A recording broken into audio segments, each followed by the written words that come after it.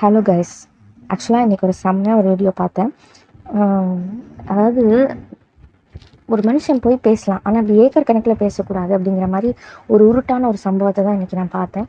So என்னதான் சீரியலாக இருந்தாலும் ஒரு நியாயம் வேணாமாடா அப்படிங்கிற மாதிரி தான் அது இருந்துச்சு எனக்கு பார்க்கும்போது. அந்த வீடியோ கிளிப்பிங் ஷேர் பண்ணுறேன், அதை பார்த்துட்டு அதுக்கப்புறம் சொல்லுங்கள், உங்களுக்கே அதை பார்த்தோன்னே புரியும்.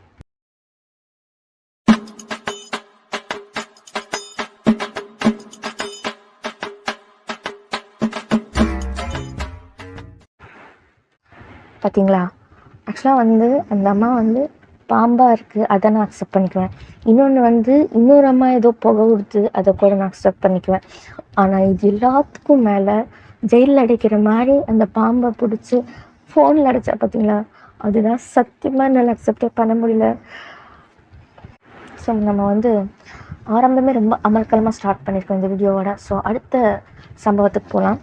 பார்த்திங்கன்னா, காலையில் எஃபி போகலாம் அப்படின்னு போனேன். சரிங்களா, எப்பவுமே காலையில் அதிகமாக நான் எஃபி பார்க்க மாட்டேன், ஆனால் எஃபி போகலான்னு போனேன். இது நம்புற மாதிரி இருக்கா, பட் நம்பி தான் ஆகணும். ஸோ போனால் எனக்கு வந்தது உடனே ஃபஸ்ட்டு இந்த முகம்தான். சொல்லக்கூடாது, அன்றைக்கி நாள் ரொம்ப சிறப்பாக போச்சு.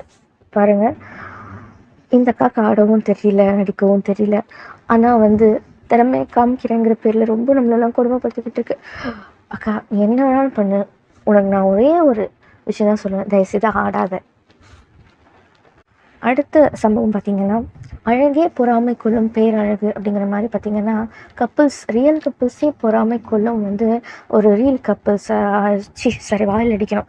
ரியல் கப்புள்ஸ் கூட இல்லை கைஸ், என்ன அப்படின்னா வானவில்ஸ் அப்படின்னு நம்ம சொல்லலாம். ஸோ இந்த வானவில் கப்புள்ஸ் பார்த்திங்கன்னா, யாரோ இவங்க 2 பேரோட ஆழ் மனசுலையும் நீ புருஷன் நீ பொண்டாட்டி அப்படிங்கிறத விதைச்சிருக்காங்க. பட் அது யார் வச்சாங்கன்னு தெரியல. அவன் மட்டும் என் கையில் கிடச்சா செருப்பால் அடிப்பேன். என்னால் முடியலை.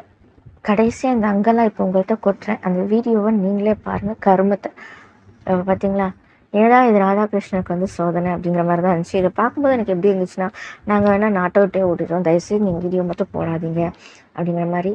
ஸோ திஸ் இஸ் ரொம்ப ரொம்ப கேவலம் அப்படிங்கிற மாதிரி இருந்துச்சு.